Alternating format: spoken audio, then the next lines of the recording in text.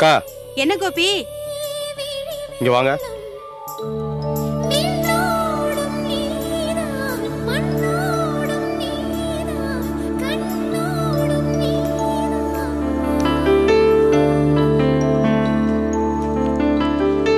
காவியாக்கு school fees கட்டணும் இல்லையா? நானே உங்ககிட்ட கேட்கணும்னு நினைச்சேன்.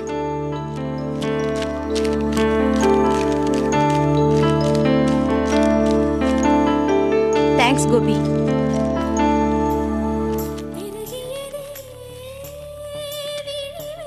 அண்ணே அண்ணே. என்ன கோபி கூப்பிட்டியா? அண்ணே இல்ல. அவர் மார்க்கெட்டுக்கு போயிட்டு ரைஸ் மில்லுக்கு போயிட்டு தான் வருவாரு. என்ன விஷயம்? ஹரிக்கு ஸ்கூல் ஃபீஸ் கட்டணும் இல்லையா?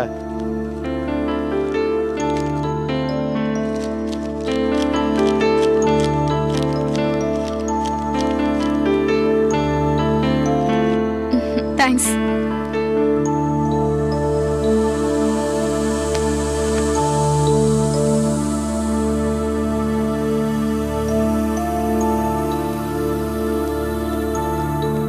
மாமா இதை செலவுக்கு வச்சுக்கோங்க. வேண்டாம் கோபி. என்னது? என்ன மன்னிச்சிரு கோபி. என்ன மாமா சொல்றீங்க? வாங்குற காசுல உனக்குன்னு எதுவுமே ஒதுக்காம இந்த குடும்பத்துக்காக பார்த்து பார்த்து செலவு பண்ற. இவ்வளவு கஷ்டப்படுற, கொஞ்சம் கூட யோசிக்காம பணத்தை தொலைச்சினே மாப்பிள்ள. எனக்கு சரியா தூக்கமே வர மாட்டேங்குது மாப்பிள்ள. எனக்கே இப்படின்னா உனக்கு எப்படி மாப்பிள்ள இருக்கும்? மாமா பணத்தை தொலைச்சிட்டோன்னா எல்லாருக்குமே மனசு கஷ்டமா தான் இருக்கும். அதுக்காக என்ன பண்ண முடியும்? அதையேவா நினைச்சிட்டு இருக்கிறது?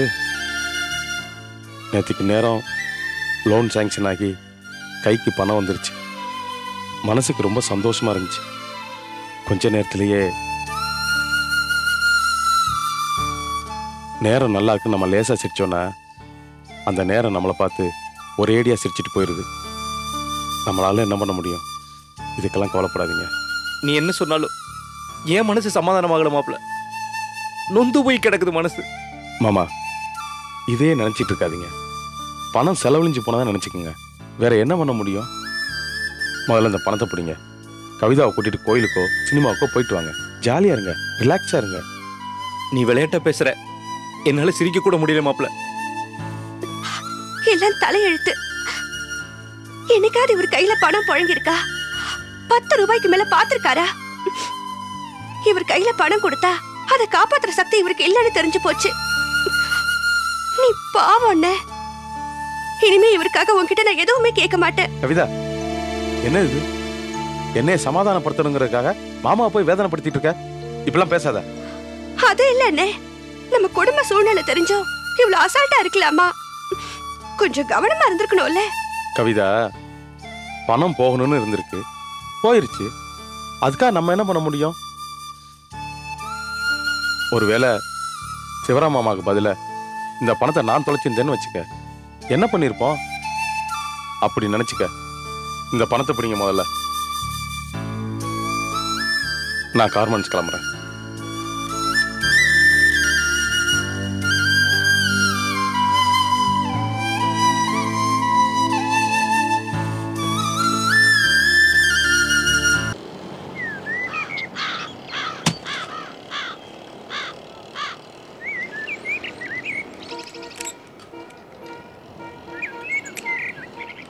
என்னங்க காஃபி குடிச்சிட்டு இதெல்லாம் பண்ணலாம்ல?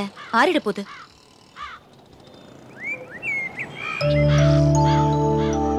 என்னது இது? நான் அன்னைக்கு பார்த்த எல்லா பொருளும் அப்படியே இருக்கு. ஒண்ணு கூடவா சேல்ஸ் ஆகல? ஏன் பதில் சொல்ல மாட்டேங்கிறீங்க? ஒண்ணு கூடவா விக்கல? வியாபாரத்துக்கு போனதானே விக்கும். வியாபாரத்துக்கு போகலையா?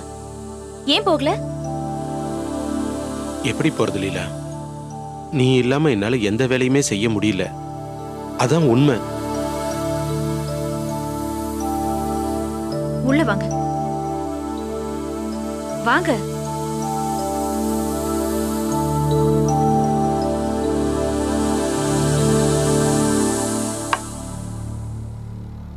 இத பாருங்க, இனிமே உங்க முழு கவனமும் தொழில்ல தான் இருக்கணும். நீங்க சாயங்காலம் வீட்டுக்கு வந்த உடனே கணக்கு வழக்கல என்கிட்ட கொடுங்க, நான் பாத்துக்கிறேன். நீங்க எதை பத்தியும் கவலையே பட வேண்டாம். நம்ம வீட்டுக்கு எந்த ஆம்பளை வந்தாலும் நான் உங்களை பார்த்து பேசவும் மாட்டேன், ரூமை விட்டு வெளியில வரவும் மாட்டேன். அதே மாதிரி வீட்டை விட்டு எங்கேயும் போக மாட்டேன்.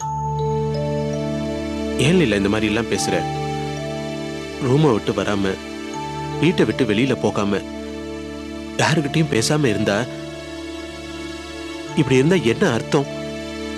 பழையபடி நான் இன்னும் மாறாம அதே சந்தேக புத்தியோட இருக்கிறேன்னு தானே அர்த்தம். லீலா, லீலா, நான் கொஞ்சம் கொஞ்சமா மாத்திக்கிறேன். என்ன நம்பு லீலா, நான் பழைய மாதிரிலாம் நடந்துக்க மாட்டேன். நீயாவே இரு.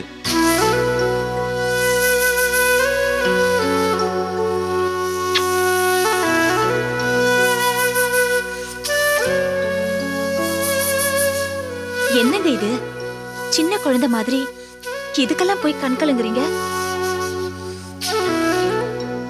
நான் உன்னை நிறைய கொடுமைப்படுத்திட்டேன் லீலா. இப்ப எதுக்குங்க அதெல்லாம் பேசிக்கிட்டு? போய் வேலையை பாருங்க, போங்க.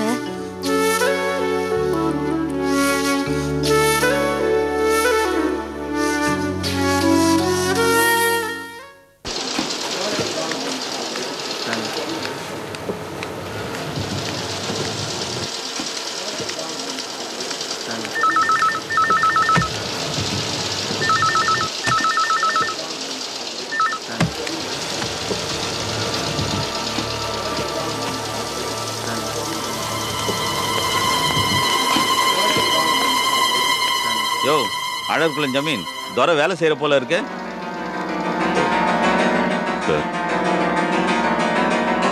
சொல்லனேன்னு தப்பா எடுத்துக்காதீங்க.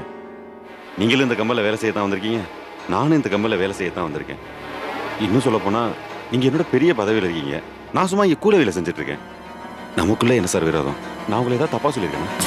அதெல்லாம் நல்லதான் ஏன் பேசுற நீ? ஏய், உனக்கு முன்னாடி நான் எத்தனை வருஷம் இங்கே வேலை பார்க்குறேன்னு தெரியுமா? ஏய், நேற்று வந்தவன்டா நீ. ஆனால் மேனேஜர் உனக்கு கொடுக்குற சலுகை மரியாதையும் எனக்கு கொடுக்கல தெரியுமாடா? எப்படி இதெல்லாம் எப்படிரா? உன் சகல இங்கே வேலை செய்கிறான், நல்ல மேனேஜருக்கு ஜால்ரா குத்துறான்.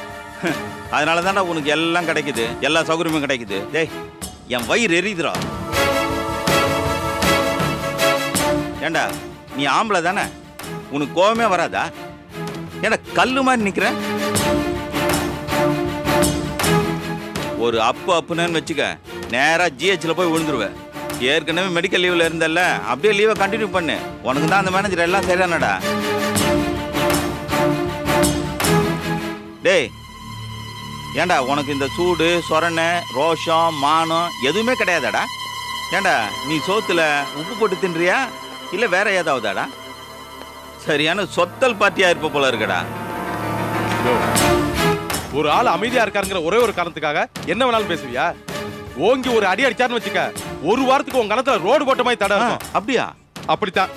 இது தொழில் நடக்கிற இடம், அதனாலதான் எல்லாரும் அமைதியா இருக்கிறது. ஓஹோ, அப்ப ரெண்டு பேரும் சேர்ந்து என்ன அடிச்சிடுவீங்கன்றீங்க, அப்படிதானே? ஹலோ, அடிக்கிறதுன்னு முடிவு பண்ணிட்டேன்னு வச்சுக்க, வெளில வா, அடிச்சு பார்க்கலாம். பேசுற பாரு பேச்சு. நாங்கெல்லாம் டீசெண்டா ட்ரெஸ் பண்ணிக்கணும்னு நினைச்சியா? உள்ள இன்னும் ஊர்க்கார புத்தி இருக்கு. அடிச்சோன்னு வச்சுக்க, யோ பயா உன்னை அப்புறம் வந்து கவனிய. இதுதானே இவங்க புத்தி. 2 வாரத்தை எதிர்த்து பேசணும்னு வச்சுங்க, ஓடிடுவாங்க. இல்ல கோபி, அவங்க எவ்வளவு பேசினாலும் நான் கோவப்பட போறதில்ல. கோவப்பட்டதுனால தானே நான் இப்படி வந்து உட்கார்ந்துட்டு இருக்கேன். இங்க பாரு போஸ், நீ இந்த மாதிரி அமைதியாவே இரு, அதான் நல்லது. கோபி, நீ என்னைக்கு வந்து போஸ வேலைக்கு சேர்த்தியோ அன்னையிலேருந்து அவனுக்கும் போஸுக்கும் ஆகிறதே கிடையாது. வீணா ஏதோ வம்பிடுத்துக்கிட்டே இருக்காங்க. முதலாளி கிட்ட கூட இவரை பத்தி இல்லாத பொல்லாத சொல்லிக்கிட்டே இருக்காங்க. அங்க ஒண்ணு வேலைக்கு ஆகல.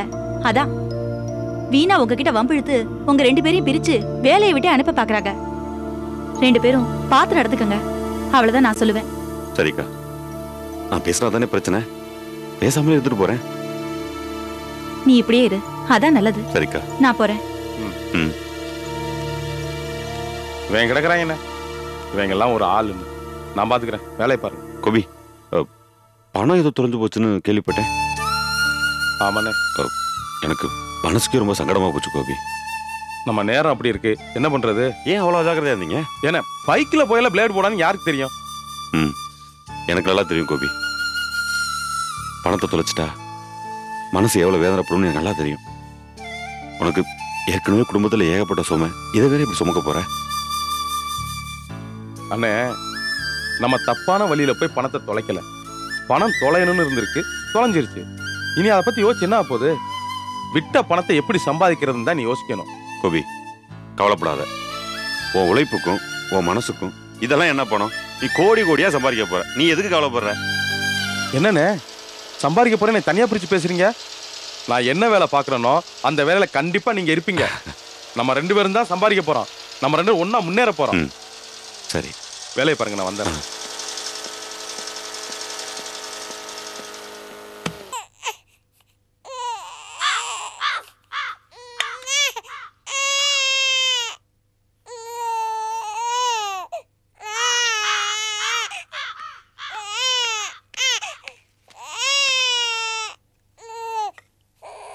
அண்ணி, செல்வம்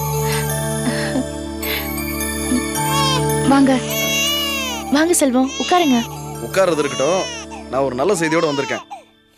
உங்களை வீட்டுக்கு கூட்டு போறேன். நிஜமாவா?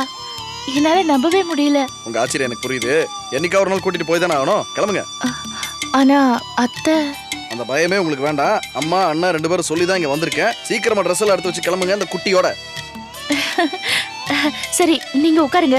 ஒரு நிமிஷத்துல வந்துடுறேன். பவானி, என் ட்ரெஸ் எல்லாம் எடுத்து வைமா. இத வரேன்.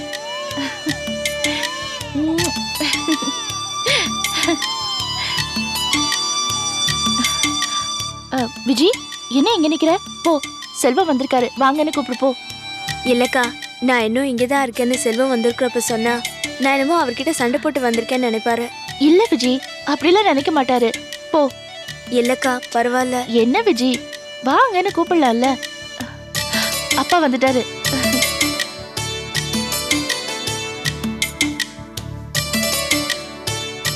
யாரு, செல்வம் தம்பியா? மாமா, எப்போ வந்தீங்க? இப்பதான் வந்தேன். என்ன திடீர்னு? அண்ணியை வீட்டுக்கு கூட்டிட்டு போலாம் தான். அப்படியா? என்ன உங்க வீட்டுல திடீர் மனமாற்றம்? அம்மாவுக்கும் அண்ணனுக்கும் எல்லாமே திடீர்னு தானே தோணும். இப்ப ஏதோ மனசு மாதிரி கூப்பிட்டுருக்காங்க. இவ்வளவு அசால்ட்டா பேசுறீங்க? ஏன் தம்பி, இது என்ன குழந்தைங்க விளையாட்டா? நினைச்சா காய் விட, நினைச்சா பழம் விட. ஒரு பெண்ணோட வாழ்க்கை பிரச்சனைப்பா. கணவன் மனைவி குடும்ப தாம்பத்தியம் ரொம்ப பெரிய விஷயம் இல்ல. ஏதோ எடுத்தவங்க கவத்தம் பேசிக்கிட்டு இருக்கீங்க. இத பாருங்க, உங்க அண்ணனை இங்க வந்திருந்தார். யாரோ கூட்டிட்டு போறதை பத்தி நான் கேட்டப்ப காலந்தான் பதில் சொல்லணும்னாரு. சரி, அந்த காலம்தான் இப்ப மனசு மாத்திருக்குன்னு வச்சுக்கோமே. வச்சுக்கிறதா? சந்தோஷம். உங்க பேச்ச நம்பி என் பொண்ணையும் பேரனை அனுப்ப நான் தயாரா. ஏன் மாமா? எந்த நிலைமையில உங்க அண்ணி நான் அங்கிருந்து கூட்டு வந்தேன் தெரியுமா உங்களுக்கு? நிறமாச கர்ப்பிணி, கொட்டர் மழை. உங்க அண்ண குத்துக்கல்ல மாதிரி வீட்டுக்குள்ளாரே உட்கார்ந்துருந்தார். இப்போ உங்க அண்ணன் வீட்டுக்குள்ளாரதான் இருக்கிறார். நீங்க வந்திருக்கீங்க இவளை கூட்டிட்டு போறதுக்கு. உங்களோட அனுப்ப நான் தயாரா இல்ல. ஏன்னா அது முறை இல்லை. பாருங்க, அங்கிருந்து வந்தப்பதான் என் பொண்ணு தலை குனிஞ்சு அவமானப்பட்டு வந்தா. ஆனா இங்க இருந்து போகும்போது தலை நமது கௌரவத்தோட போடும். அதுக்கு ஒரே ஒரு வழிதான் இருக்கு. எந்த புருஷன் அவளை கொட்ட மழையில விரட்டி அனுப்பிச்சானோ அவனே வந்து கூட்டிட்டு போ. அதான் கௌரவம். அப்பா, நீ சும்மாருமா. இவர் சொல்றாரு இன்னைக்கு உன்னை நான் இவரோட அனுப்பிச்சேன்னா நாளைக்கு என்ன ஆகும் நினைச்சு பாரு. உங்க வீட்டுல ஒரு தகராறு இருந்துச்சு. உன் மாமியா இருக்காரு என்ன சொல்ல தெரியுமா? அனாத மாதிரி அந்த கழுதையை விரட்டி அனுப்பிச்சேன். அப்புறம் போனா போகுதுன்னு ஆளை விட்டு கூப்பிட்டா பாலச்சுரு நாய் மாதிரி திரும்பி வந்துட்டான். தேவையில்லை தம்பி, தேவையில்லை. சிதம்பரத்தோட மக அவளை கேவலப்பட தேவையில்லை. உறுதியா சொல்றேன்னு, இவளை விரட்டின புருஷனே வந்து கூப்பிட்டா தான் இவன் வருவா. இல்லைன்னா வாழ்னா போற என் பொண்ணு கௌரவத்தோட என் வீட்லயே தான் இருப்பான். என்ன நான் சொல்றது சரிதானே? ரொம்ப ரொம்ப சரி மாமா. அண்ணன் அனுப்பி வைக்கிறேன். அவர் வந்துதான் கூட்டிட்டு போ. அதான் போறேன். தம்பி, லீலா மாப்பிள்ளை இதே மாதிரி தான் அவளை கூட்டு போக வந்தாரு. ஆனா எப்ப எனக்கு அவர் மேல பூர்ண நம்பிக்கை வந்துச்சா அப்பதான் பொண்ணு அனுப்பி வச்சேன். அதே மாதிரி உன் கண்ணை இங்க வந்து நடத்த தப்புக்கெல்லாம் மன்னிப்பு கேட்டு எனக்கு அவர் மேல நம்பிக்கை வந்த பிறகுதான் என் பொண்ணு அனுப்புவேன். இல்லைன்னா யார் சொன்னாலும் அனுப்ப மாட்டேன். நீங்க சொல்றது எனக்கு புரியுது மாமா. அதுதான் கரெக்ட். நான் அனுப்பி வைக்கிறேன். தம்பி, நான் பொண்ணை பெத்துவேன். எல்லாத்தையும் 4 வாட்டி யோசிச்சு தான் செய்ய வேண்டியிருக்குது. அப்படி யோசிச்சு செய்யும் போதே இந்த நிலைமை. விதி தம்பி. சரி, என்ன நடக்குது பாப்போம். நான் வரேன் மாமா. வரேன் நீ.